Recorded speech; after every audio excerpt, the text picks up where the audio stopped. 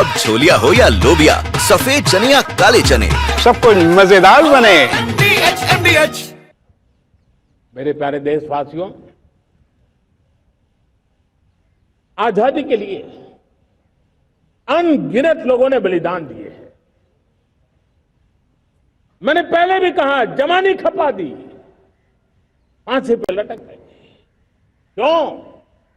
स्वतंत्र भारत के लिए। 75-100 साल पहले का वो कालखंड याद कीजिए। पूरा देश स्वतंत्र भारत के मंत्र को लेकर के जीता था।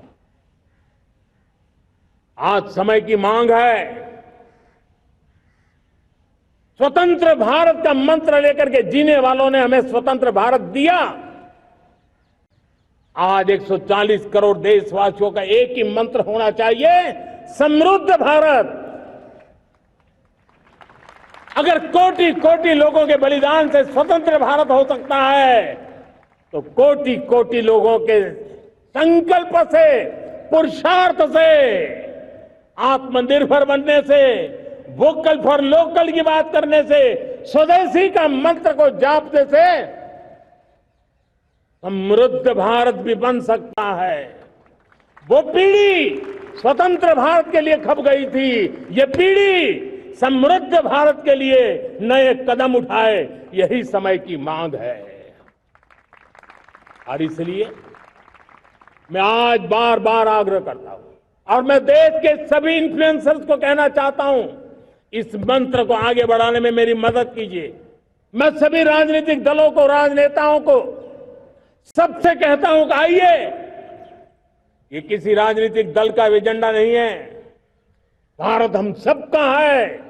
हम मिलकर के वोकल फॉर लोकल, उस मंत्र को हर नागरिक के जीवन का मंत्र बनाएं।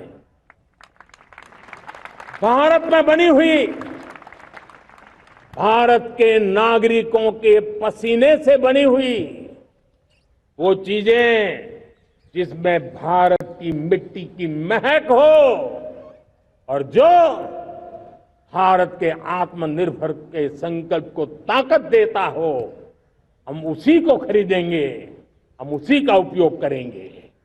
हम उस दिशा में आगे आए, यह हमारा सामूहिक संकल्प हो। देखते ही देखते हम दुनिया बदल देंगे। दोस्तों, मैं आज हर छोटे मोटे व्यापारी को, दुकानदार से आग्रह करना चाहता हूं, आपकी भी जिम्मेवारी है। हम छोटे थे, हमने कभी बाजार में देखा नहीं था कि शुद्ध घी की दुकान, ऐसे ही लिखा जाता था घी की दुकान। लेकिन समय रहते लोग लिखने लगे शुद्ध घी की दुकान। मैं चाहता हूं देश में ऐसे व्यापारी आगे आए, ऐसे दुकानदार आए कि हाँ, स्वदेशी माल बिकता है, वो बोर्ड लगा रहे हैं। हम स्वदेशी का गर्व करने लगे। हम स्वदेशी मजबूरी में नहीं, मजबूती के साथ उपयोग करेंगे, मजबूती के लिए उपयोग करेंगे और जरूरत पड़ी तो औरों को मजबूर करने के लिए उपयोग करेंगे। ये हमारी ताकत होनी चाहिए, ये हमारा मंत्र होना चाहिए। मेरे प्यारे देशवासियों,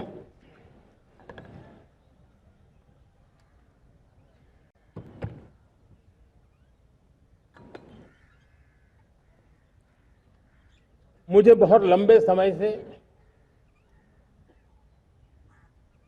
सरकार में काम करने का अवसर मिला है।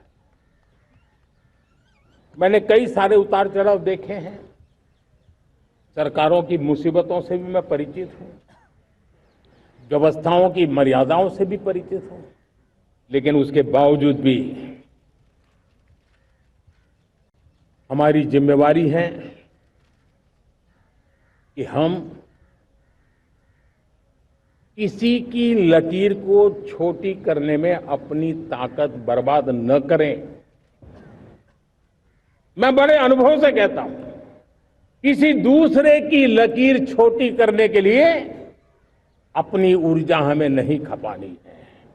हमें पूरी ऊर्जा के साथ हमारी लकीर को लंबा करना है।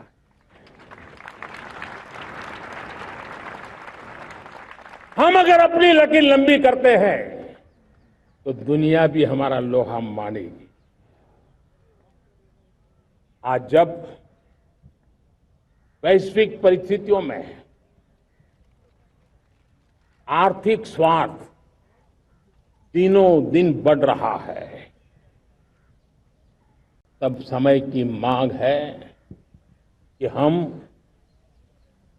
उन संकटों के रोते बैठने की जरूरत नहीं है, हिम्मत के साथ हम अपनी लकीर को लंबी करें। और मैं 25 साल के शासन के अनुभव से कह सकता हूं, अगर ये रास्ता हमने चुन लिया, हर किसी ने चुन लिया, तो फिर कोई स्वार्थ हमें अपनी चंगुल में नहीं फंसा सकता है।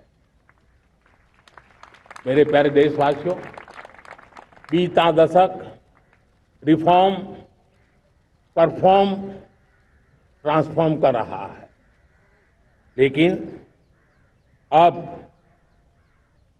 हमें और नई ताकत से जुड़ना है।